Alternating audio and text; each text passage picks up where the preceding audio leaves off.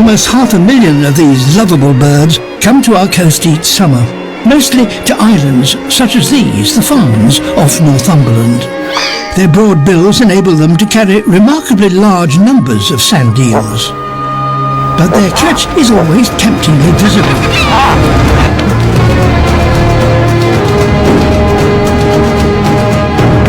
Herring gulls are twice the size of a puffin. But the greatest threat to puffins on this island comes from a smaller gull, the black-headed gull. They are not strong enough to grab a puffin in the air. They have to use another technique.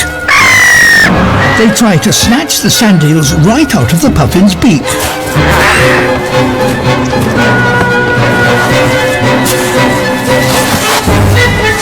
This puffin escapes. But the problem is that this burrow is not his.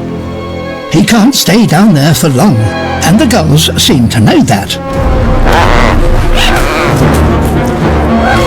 This little puffin is determined that these sand eels are for his chick and nobody else.